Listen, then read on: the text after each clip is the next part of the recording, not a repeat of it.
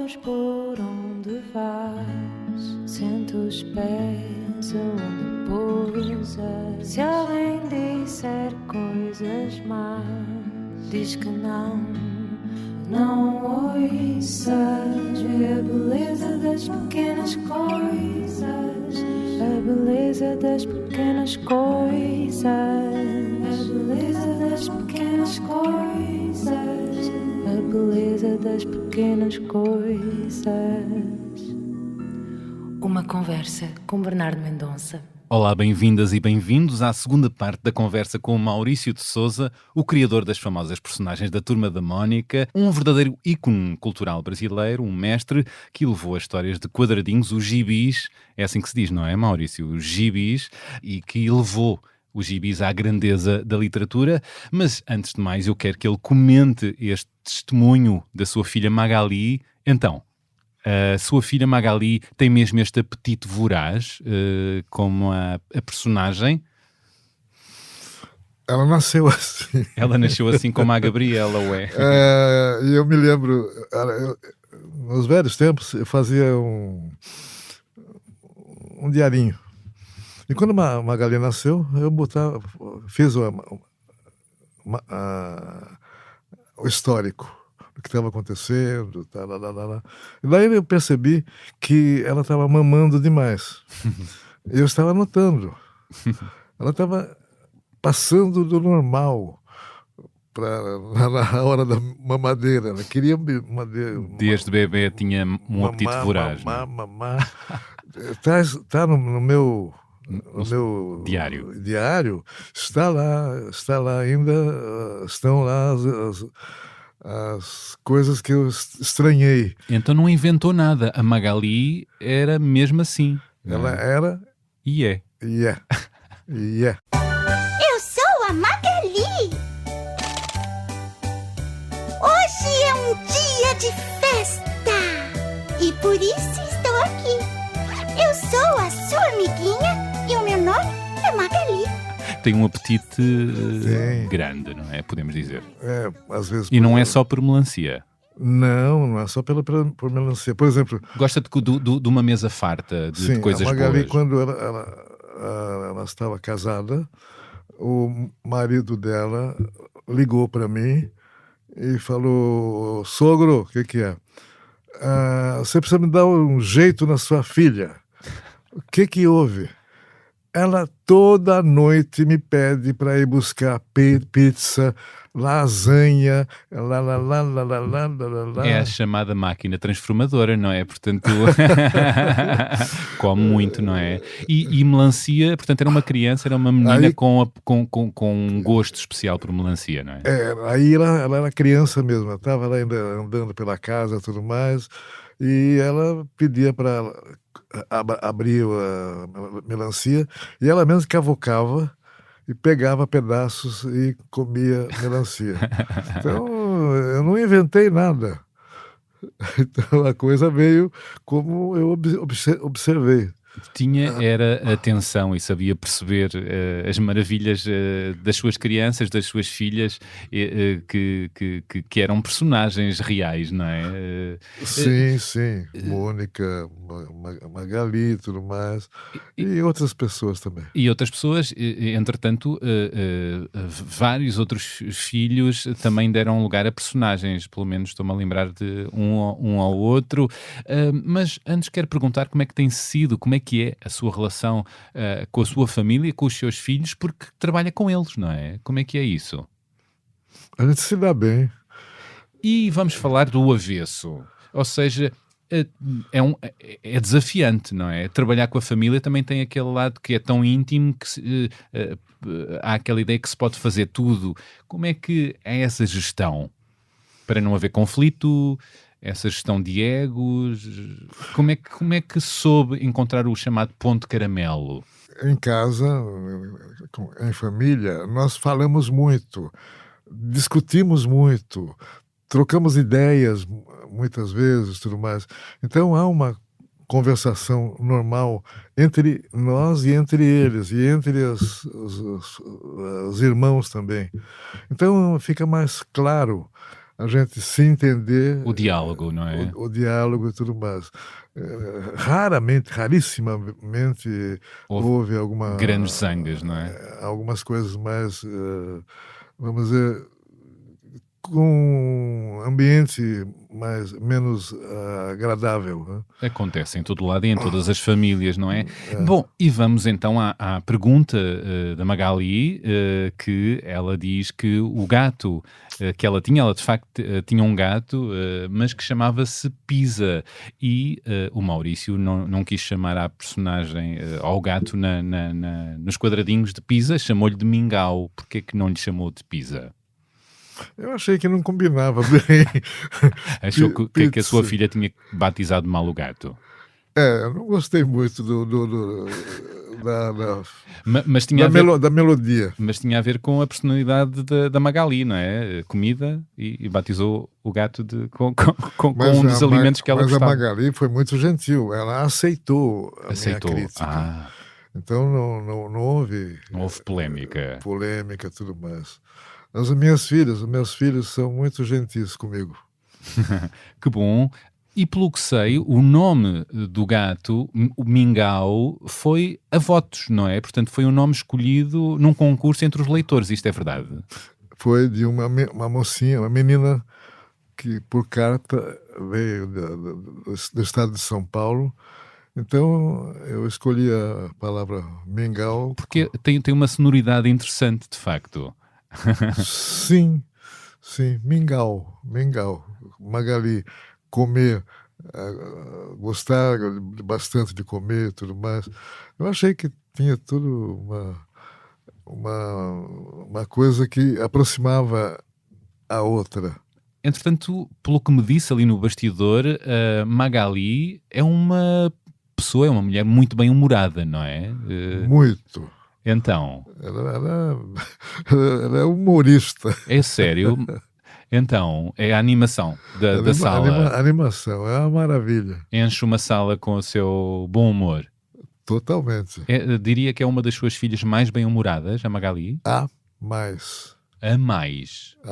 Estou a sentir a faixa... Eu não estou... A faixa da mais bem-humorada de todos os filhos. São 10 filhos, Maurício. 10 filhos. São muitos filhos. Estava-me a dizer que gostava de ter mais? Adoro criança. Principalmente se for minha. As crianças me influenciaram muito. Muito. Muito. Eu vou querer que me recorde um pouco alguns episódios que marcaram o seu caminho, nomeadamente a entrada na lista negra da imprensa em plena ditadura. Como é que isso aconteceu? Como é que o seu nome foi parar à lista negra? Eu acho que oficialmente eu não estive numa lista negra, mas eu estive nas conversações. Do pessoal, inclusive, ligado ao governo de então. Posteriormente, depois da ditadura, houve algumas conversações que eu tive com o pessoal que participou também da parte política, né? E, para minha surpresa, o pessoal falou que, vamos dizer, as piadinhas, as historinhas que eu colocava às vezes como críticas sociais e tudo mais, até perigosamente, e não aconteceu nada comigo. Até chamei a atenção da pessoa que participou do governo. Falei, por que os meus amigos, meus colegas, alguns colegas meus foram inclusive presos, e por que vocês me ignoraram? Eu estava fazendo umas historinhas lá para provocar um pouquinho, porque já tinha passado a ditadura, né? Pelo que sei, quando foi demitido da Folha, foi taxado de comunista. É verdade isto? É verdade. É verdade o fato. O verdade de ser comunista, não, absolutamente, não. Mas foi uma coisa que nasceu na redação por conta de alguma pessoa que estava meio maltratada aí. Uhum, uhum. E nos bastidores há sempre as bocas nas costas, não é? Eu tenho curiosidade sobre as personagens que nunca viram a luz do dia, ou seja, que nunca foram publicadas. Qual a razão de algumas personagens nunca terem sido publicadas? Eh, Lembra-se de alguma? Tive um personagem que era criado para provocar. Uma Sei, personagem muito provocadora. provocadora mesmo. Eu não sei por que eu resolvi fazer aquilo. Acho que alguns amigos meus começaram a falar, ou fazer algumas brincadeiras que eu achei, isso aqui é interessante, é interessante, é interessante. Mas passou do ponto. Essa personagem que está a falar é o Nicodemo, uma personagem que acabou por ser publicada, mas que retirou das publicações, não é? Porquê que retirou? Era muito forte o tipo de humor que havia. Eu tenho ideia de o ter lido. Demo. Demo. Esse negócio pega mal. Pega mal. Estamos a falar de uma personagem maldita, o Nicodemo, que às tantas foi recusada por alguns jornais. Sei que há outros projetos. Isto interessa-me porque num percurso de tanto sucesso, nem tudo foi sucesso, não é? E sei que há projetos que não viram a luz, outros como o Dieguito, inspirado no jogador Maradona, e os Beatles, não é? Está com esse... Está a bater com os dedos na mesa. Verdade. Sim. Sim. E não viram a luz do dia porque... Bem, os Beatles, eu achei que eu ia ter alguns problemas de direito autoral. Claro. Então, criei os personagens, desenhei, ficaram lindos, lindos, lindos, mas eu tinha que ter autorização, claro, para usar, nem que fosse um só. Claro, e esse bastidor é que foi mais complicado. Bastidor, meu pessoal, minhas sobrinhas que moravam em Nova York, tiveram contato com os Beatles, ou com o pessoal ligado aos Beatles, para tentar uma licença para utilizar os personagens. Mas acabou por não correr bem. E como é que se segurou nesse momento de grande crise, grande falência? Eu não tive problema nenhum, porque eu não tinha dinheiro no banco para perder. Então, passou incólume. Mas foi um período difícil, não é? Foi um período difícil, a gente se equilibrou, né, e ajeitou a situação. Praticamente era como se a gente tivesse arroz e feijão para comer só e não tem mais nada. Portanto, houve momentos de grande crise até que chegou ao prato, não é? Houve. Não chegou a arriscar o prato, mas chegou a avançar uma ideia de que o prato ia quebrar. Mas não desistiu, não é? Não. E foi em frente. Eu não sou de desistir. Não? Eu invento outra saída. Há sempre outra saída. Lógico. É uma das lições. Sempre foi assim. Sempre foi assim. Eu vou querer que ouça mais um áudio. Há mais uma surpresa, Maurício, e que comente este áudio. Oi, pai, tudo bem? Aqui é seu filho Mauro falando. Olha só, me pediram para eu falar sobre você, o que eu achei muito fácil, né? Porque, primeiro, eu conheço você muito bem, e segundo, que você tem muitas qualidades. Então, é fácil poder escolher uma delas para falar de você. E eu escolhi as que eu admiro mais, assim, em você. Que eu acho que é a sua positividade e o seu otimismo com relação à vida, assim, você tá sempre de bom humor, sempre sorrindo, sempre olhando o lado bom das coisas, às vezes até um pouco demais, mas é melhor que seja assim, né? E eu acho que isso faz muito bem, não só para você, mas para todas as pessoas que estão ao seu redor, que todas se sentem muito bem ao estar perto de você. E fora a sua humildade, né? Acho que você, por ser quem você podia ser uma pessoa extremamente antipática, mas muito pelo contrário, acho que você é sempre muito carinhoso com os seus familiares, com os seus fãs. Isso é muito perceptível e a gente percebe como isso faz bem para você também, né? Ter essa troca, desse carinho.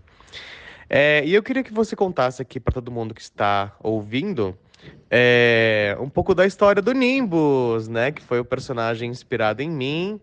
E contar, porque eu acho essa história tão bonitinha, tão legal. Contar, né, do dia, aquele inesquecível dia na chácara que teve aquela tempestade. Enfim, não quero dar muitos spoilers. Acho que você pode contar pra todo mundo como é que foi aí que nasceu o Nimbus. Beijo, pai, te amo. Bom, acabamos de ouvir o testemunho do seu filho Mauro Takeda, responsável pelos espetáculos de teatro, espetáculos ao vivo e também que tem contribuído para acrescentar mais personagens com diversidade, pelo que sei, na Maurício de Sousa Produções. Já agora, que comentário é que tem perante este testemunho do seu filho, Mauro? Ele fez o que ele está acostumado a fazer e conversar comigo. E, logicamente, é um dos filhos mais atuantes no que nós fazemos nos trabalhos da empresa, né? Muito responsável, um grande profissional. A maioria dos meus filhos é um grande profissional em qualquer coisa que faça. Mas o Mauro falou coisa bonita aí, me deixou até emocionado. O Mauro destaca a sua positividade e otimismo em relação à vida. Sempre foi assim? Eu só sei ser assim. Aliás, o Mauro diz que às vezes até é demais. Positivo demais, é verdade? É verdade, mas às vezes eu não entendo, né, dessa maneira. Não? Não, às vezes eu acho que eu preciso exagerar alguma coisa para marcar mais alguma posição. Ou seja, a vida precisa de um pouco de sal, de energia, de gargalhada, de sorriso para dar certo. É isso? Eu acho que... Menos fado, mais samba? Eu acho que dá para tocar os dois. A vida também é feita de fado, não é? Sim, fado, samba... E rock and roll. É rock and roll. Aliás, o Maurício é uma rockstar, podemos dizer, da BD brasileira. Aceita este epíteto sobre si? Ser uma rockstar da banda desenhada? Não sei, isso depende dos observadores que estão ao meu lado achando que eu sou assim, eu sou assado e tudo mais. Mas eu não tenho tanta preocupação em me colocar como num pedestal. Um pedestal. Nunca. E o seu filho, Mauro, diz isso. Fala da sua humildade, da sua simplicidade. E eu pergunto, mais uma vez, do avesso, porque nós, pessoas, somos contraditórios. E eu pergunto-lhe se alguma vez no seu percurso, com o seu sucesso, a sua visibilidade, se já deslumbrou, se o seu ego em algum momento ficou maior. Se já houve um momento em que se sentiu num pedestal. Eu sempre estive no meu tamanho. Mas o seu tamanho é gigante, no mundo e no Brasil. Lógico, ao observador. Os meus olhos olham para dentro do meu cérebro ou do meu coração. Qual é a importância da humildade para si e da Eu acho que no dia a dia, na parte social da gente, a gente tem que ser o mais humano possível. Então, não é tão difícil você deixar de ser uma pessoa normal. Você pode ser uma pessoa normal... Sem vedatismos e sem pedantismo, sem levantar os pés do chão. Não, a gente está sempre com o pé no chão. Já agora conte-me, em síntese, esta história do Nimbus, inspirado no seu filho, Mauro. Mas isso é uma brincadeirinha dele. Conte lá. Nós temos uma chácara, uma chácara no interior, lá em Caçapava. O que é uma chácara? Chácara é uma fazenda. Ok. e estava se aproximando de uma tempestade muito grande. A casa, o casarão tem janelas grandes, muita vidraça, muitos vidros e tudo mais. Quando veio chegando a tempestade, eu saí gritando pela casa: pessoal, fecha a janela, fecha a porta, nananá, faz assim, Vem a nananana. tempestade. E aí o Mauro, que era criança, e tem outras crianças também, se assustaram muito com isso. E o Mauro ficou com um medo incrível contra tempestade. Mas ao mesmo tempo ele ficou até querendo saber se vinha tempestade ou não. Quando havia o programa com previsão do tempo, ele queria assistir ao programa Para saber se vinha para saber tempestade. se vinha. Ele ficou... Mas não era como o Cascão, não é? Não, Uma boa não, relação com a não, limpeza. Não, Não é? não, ele tinha medo da água Da que água caía. que caía a dos- chuva. Porquê é que se chama nimbus? Nimbus é a nuvem mais vigorosa, mais perigosa que tem até para os aviões, né?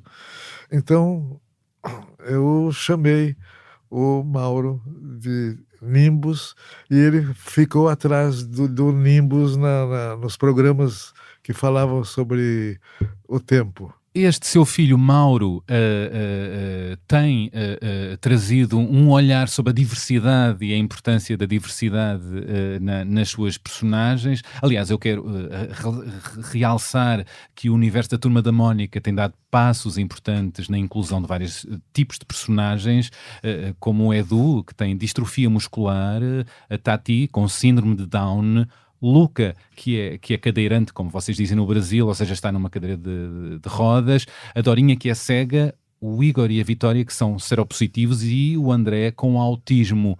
Bolas, isto é verdadeira educação e serviço público, colocar estas histórias, esta diversidade em banda desenhada. Isto é muito discutido, imagino, por vocês, na Maurício de Sousa Produções. Coisas sérias, a gente leva a sério e discute bastante.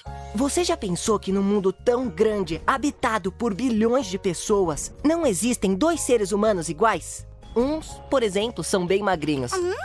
Outros são mais gordinhos.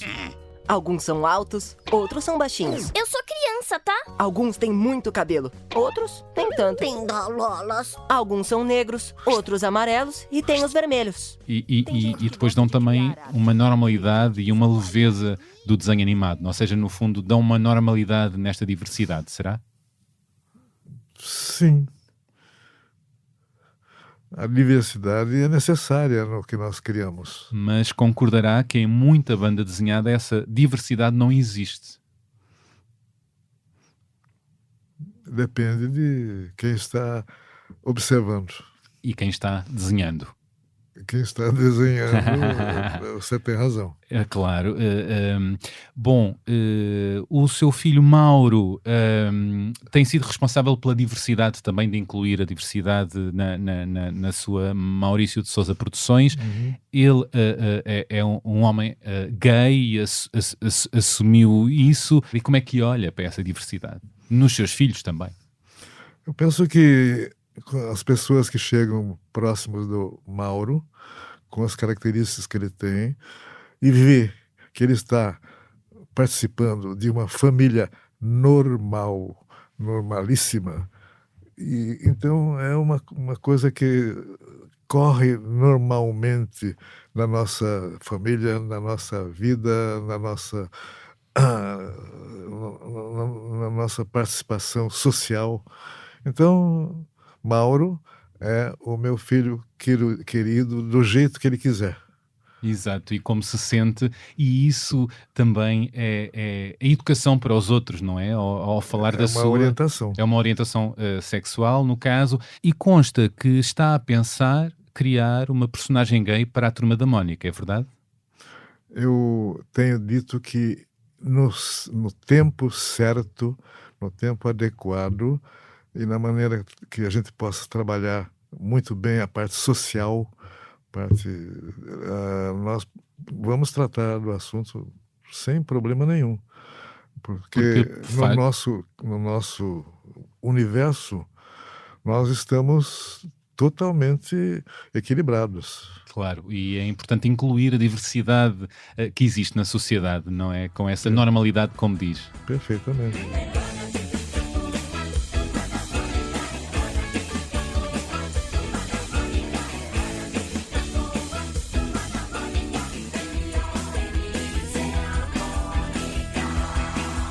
Sei também que já desenhou uma personagem chamada António Alfacinha, personagem Tuga, criada em julho de 2007, é verdade? Eu acho que eu estou em falta com esse personagem. Está na hora de eu fazer ele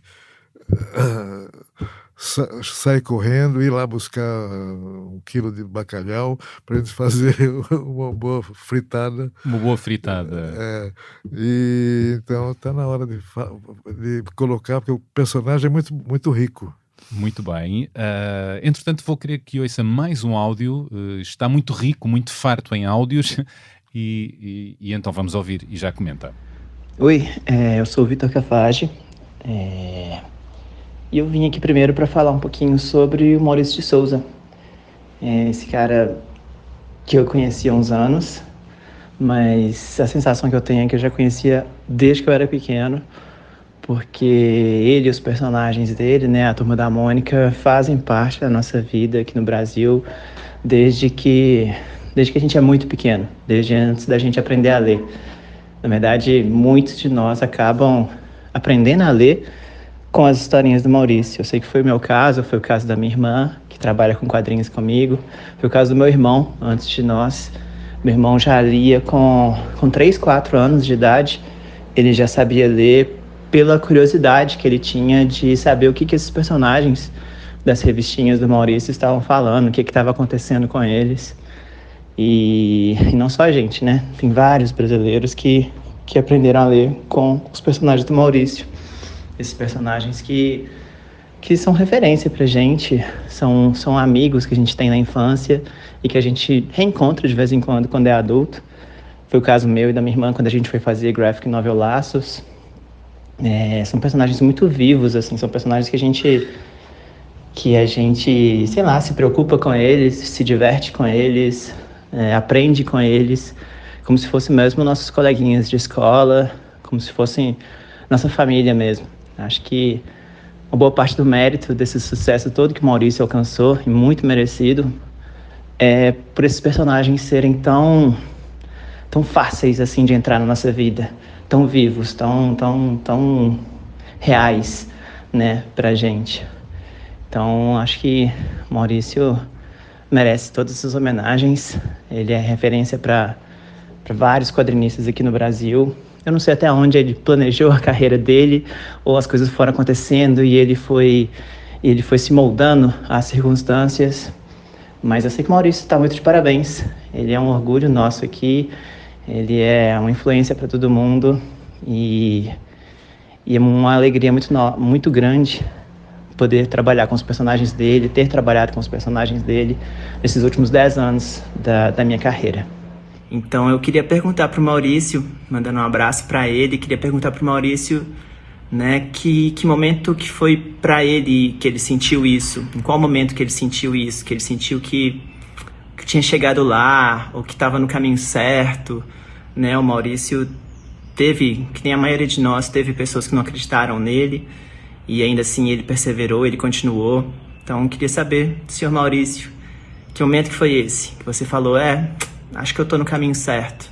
Ou então, que realmente você sentiu que tinha chegado lá. É isso. Um abraço para todos. Obrigado, Cafage. Acabámos de ouvir o Vitor Cafage, responsável pela Turma da Mônica Laços, uma série especial, e ele lança aqui esta pergunta: em que momento sentiu que tinha chegado lá e que estava no caminho certo? Quando é que sentiu, Maurício, que tinha chegado lá? A minha estrada é muito longa Então, vai demorar um pouquinho eu ter chegado lá. Eu estou indo para chegar lá. Há horizonte e há futuro. Sim, Vai-se chegando. sim. É o que eu quero fazer. Quero me cuidar bem, cuidar da saúde e tudo mais. E o horizonte está sempre em reinventar-se. Há sempre mais que quer fazer. Sempre haverá o momento de você criar alguma coisa. E principalmente criar alguma coisa que faça bem para a humanidade. Eu acho que vai chover. Eu tô com fome. Eu tenho um plano infalível. Eu sou a dona da rua.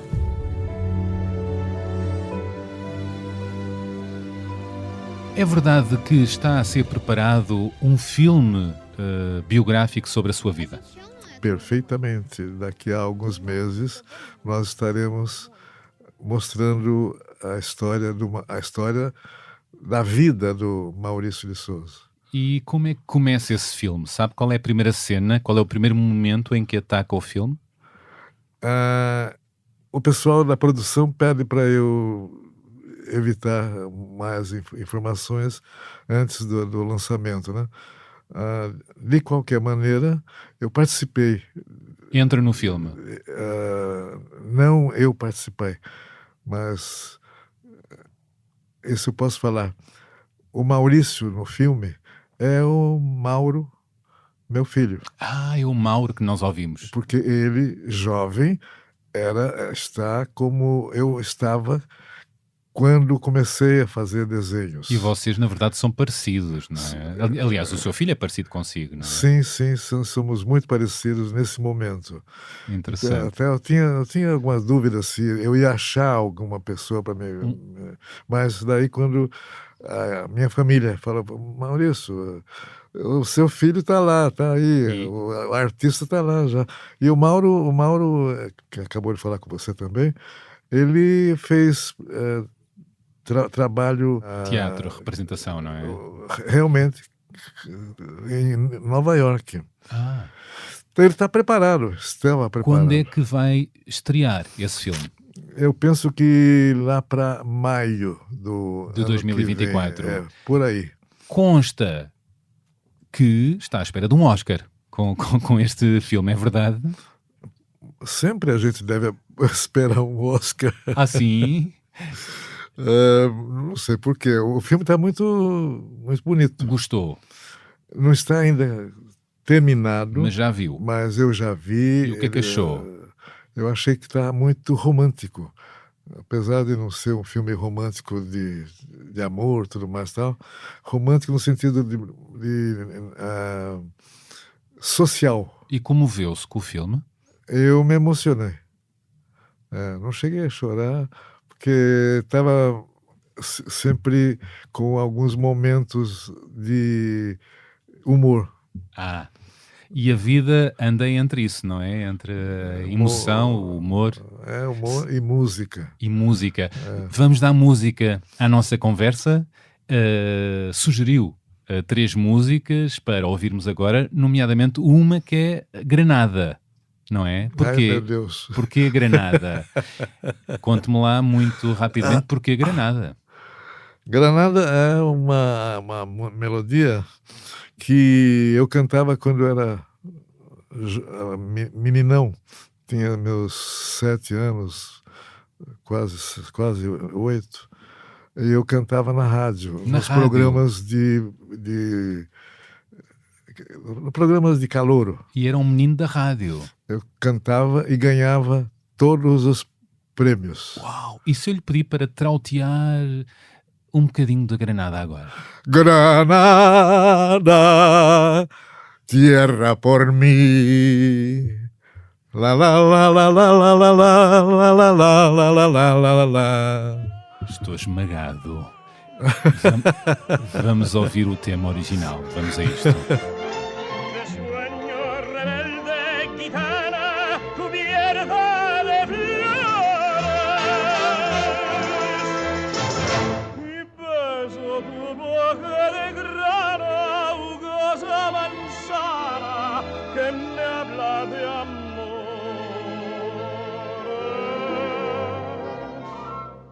Granada, Manola, cantada em cobra. Maravilha, bolas, isto foi emocionante ouvi-lo agora assim, essa voz veio do fundo, não é? E mais, sei que sugeriu outro tema que é o tema Feliz Natal para todos, ou outra música icónica para a Turma da Mónica, não é? Feliz Natal para todos, Feliz Natal. Feliz Natal para todos. Aí continua a música de Natal. Continua a música de Natal. Na verdade, o Natal está aí à porta e vamos ouvir a música original depois deste vozeirão do Maurício. Vamos a isto. Pois não, deve ser esse microfone grande aqui. Vamos lá. Os sinos vão tocando e Papai Noel devagarinho vem chegando, trazendo mil brinquedos, mil sonhos, mil segredos. Papai Noel chegou descendo pela chaminé, deixou os presentinhos e saiu belo de pé.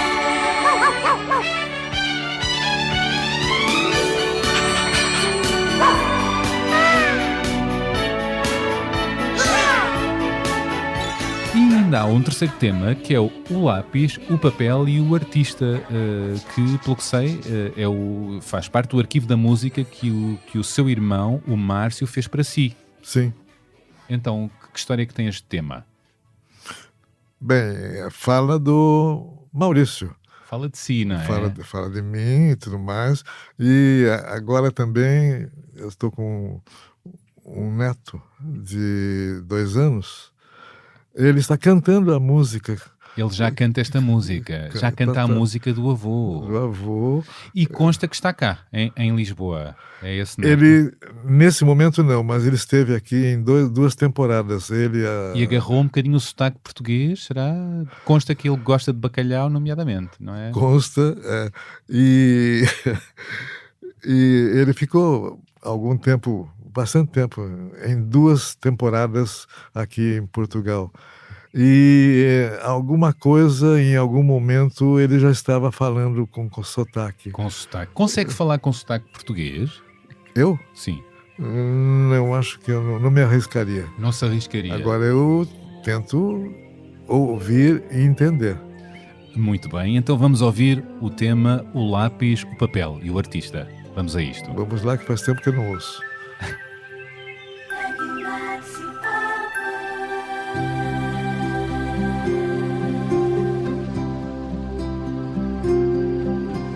Lápis e papel nas mãos de um artista deixam a natureza muito mais bonita. É pura magia, é dádiva de Deus, e essa alquimia faz bem aos olhos meus. Maravilha. E agora eu gostava que tivesse um olhar sobre a atualidade, sobre a política atual, sobre o Brasil atual. Fala-se de um Brasil fraturado. Lula está agora no poder. Como é que olha para o Brasil de agora? O Brasil está fraturado. Como é que sonha e olha para o Brasil daqui para a frente? Eu não sou negativo. Eu acho que nós temos que sair da fratura, que realmente há momentos desagradáveis. Uma fratura que tem uma grande fatura, não é? Fatura social, económica, sim, não é? Você pode consertar muita coisa nessa época de alguns tipos de problema.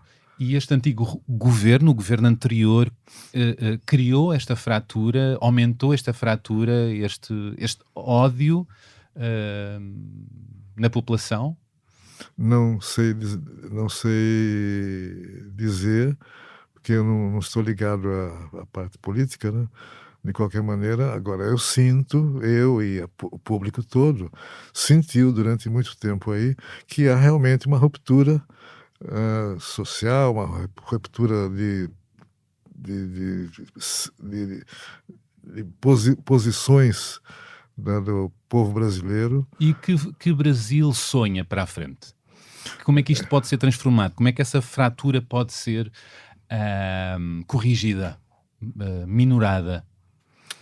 Sem querer brincar, eu acho que se a gente distribuísse os gibis da Turma da Mônica para o povo brasileiro, a gente estaria um pouquinho melhor. Também porque há ali educação nos seus livros. Educação e diversão. E diversão. Olhando para trás, eu comecei esta conversa sobre o tempo e o passado e o futuro, que tem algum grande arrependimento, olhando para trás, para todo o seu percurso? Eu não tenho exatamente arrependimento de coisa que eu deixei de fazer, qualquer coisa assim. Eu lamento o tempo correr muito. E daí você tem que sair correndo e tirar esse atraso de alguma maneira. Por exemplo, eu tenho 3 ou 4 projetos. E eu estou atrasado em 2 dos projetos porque eu estou sem tempo de escrever, de digitar. E eu estou querendo cada vez mais escrever, criar um mais. estilo. Um estilo de leitura ou de escrita, né? Eu li a então, sua... me faz falta tempo para criar. Faz-lhe falta mais tempo. Sente que o tempo anda demasiado veloz. Por aí. E se alguém vem e começa a atrapalhar, eu fico meio brabo. Ah, é? Eu quero trabalhar, eu quero terminar esse conto, esse livro e tudo mais. Eu li na sua biografia que havia um ponto que corrigiu, que era à força de ter dado tanto na sua profissão, houve tempos em que se dedicou menos à família. Terá sido um dos momentos em que poderia ter feito de maneira diferente? Que eu deixei de lado um pouco? Sim.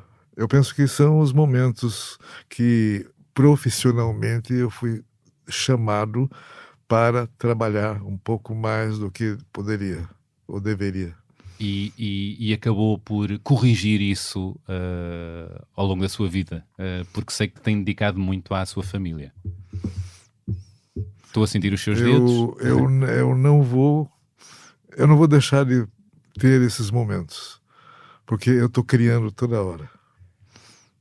Não posso deixar de lhe perguntar isto. É uma pergunta difícil, mas não estamos aqui para outra coisa. Qual é o sentido da vida? Fazer com que as pessoas ao lado da gente estejam felizes. A vida tem sido boa para si? Sem dúvida, estou aqui conversando com você e com um público maravilhoso aí.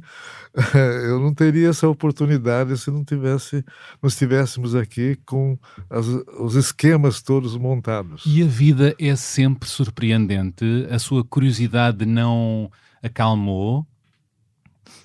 Ao longo da vida, há ideia, há um lugar comum, há um preconceito que quando vamos ganhando mais idade, perdemos curiosidade, perdemos... Eu não. E o Maurício, não é? Eu não, eu quero ter mais tempo, não é? Quero ter mais tempo para entender, para ouvir, para viver e para ter resultados, lógico. Resultados que podem ajudar a família, ajudar o próximo, ajudar a empresa e assim por diante. Como sabe, este podcast chama-se A Beleza das Pequenas Coisas. É que pequenas coisas do dia-a-dia atribuem interesse, beleza e têm gosto em dedicar tempo e atenção. Que coisas do dia-a-dia dá atenção e dedica tempo? Cada vez mais, nos últimos tempos, eu estou lendo muito. Eu leio 2 jornais por dia. Às vezes não dá, mas de qualquer maneira tento ler 2 jornais ou dar uma olhada total, mas não só isso, se vier um livro com alguma mensagem, com alguma proposta, filosófica ou qualquer coisa assim, eu também pego uma viagem de avião, assim, que dura 5 horas, 10 horas, tudo mais, e eu dou um jeito para desgastar o livro que está lá na minha mão. Então aproveita as viagens de avião para ler. Na verdade, o livro é uma viagem, não é? O livro é uma viagem com outro jeito. Partilhe connosco, agora que estamos a terminar, pelo menos um dos projetos que tem para concretizar, que quer muito que aconteça. A distribuição de histórias em quadrinhos nossos para outros países. Por exemplo, voltar para alguns países onde já estive e por alguns motivos, ou técnicos ou por outros motivos, eu perdi alguns países, né? E, nomeadamente, disse-me há pouco que gostava de adaptar os quadradinhos da Turma da Mónica para Portugal, porque, apesar de acharmos todos que a linguagem é perceptível cá, há termos que são diferentes. Há pouco falávamos de ira, que quer dizer outra coisa, e bege também quer dizer outra coisa, não é? Nomeadamente que bege quer dizer uma pessoa muito esfuziante no Brasil, e aqui bege quer dizer baunilha, quer dizer uma pessoa sem algumas muito palavras interesse. que são meio difíceis de entender E tem que haver tradução, né? E tem que haver uma tradução, uma adaptação. Tem essa vontade? Eu tenho pressa. Tem pressa de quê? De fazer isso. E tem mais pressa de quê? Eu tenho pressa de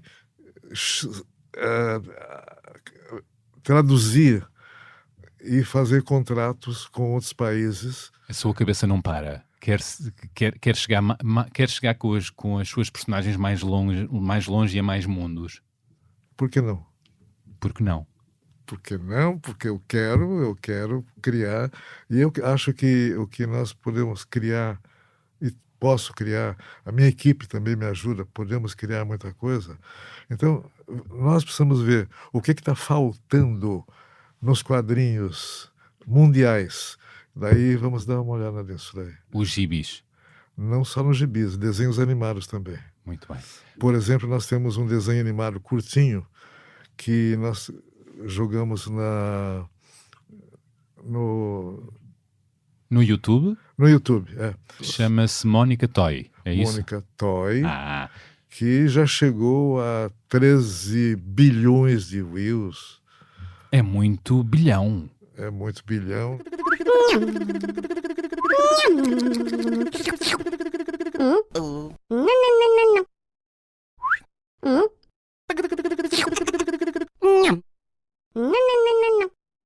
Nem a distribuidora aceitava que era verdadeira. Eles mesmos levantaram tudo e me passaram a lista de empresas, de países que estavam com números maravilhosos. Astronómicos. Estados Unidos, Rússia estava estourando. Bolas. Maurício, quando daqui a muitos anos partir para outro mundo, como é que gostaria de ser recordado? Leiam bastante o que eu escrevi. Que a sua eternidade esteja na BD que criou, nas personagens que criou. Bem, eu espero que o pessoal vá buscar no que eu já fiz. E se eu tiver tempo de fazer alguma coisa guardada para o futuro, eu vou fazer mais alguma coisa, vou inventar mais alguma coisa. Como legado para o futuro. Como legado, logicamente, né? E mesmo com alguns truquezinhos que existem também na hora de criar, eu acho que dá para fazer uma sugestão de como que o pessoal pode criar. Aí dá vontade de já deixar algumas coisas. Mas não é porque eu não estou, é porque está fazendo falta. Obrigado, Maurício. Como é que se sentiu? Eu acho que a nossa conversa está muito boa. Pena que vai parar um pouquinho. Obrigado por esta conversa, Maurício, Aham. e até já, até breve. Até Espero breve, quando for possível. ouvi dizer que gosta do nosso vinho português. Se for bom vinho, Lógico. claro, Normalmente o vinho português é bom. é verdade. E visitem esta exposição da Mónica, os 60 anos, na BD Amadora, nesta 34ª edição, para verem algumas tiras históricas e exposição interativa com a Mónica e as restantes personagens. Terminou assim este episódio com o cartunista, empresário e escritor brasileiro Maurício de Souza. Espero que tenham gostado e se mandem energias boas, comentários, sugestões. Aproveitem e ativem as notificações e partilhem o podcast com o universo que vos rodeia.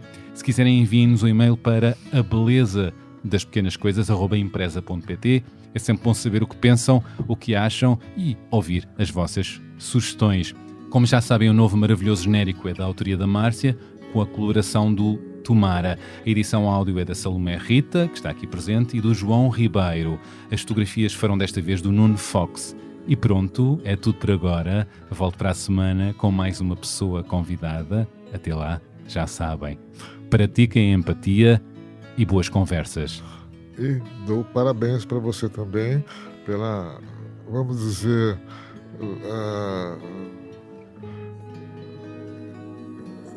clareza que você usou durante toda a sua conversa comigo. E eu devolvo o seu gentil comentário com um enorme obrigado pela sua disponibilidade e pela energia que teve aqui. Muito obrigado e até breve. Estamos juntos. Obrigado.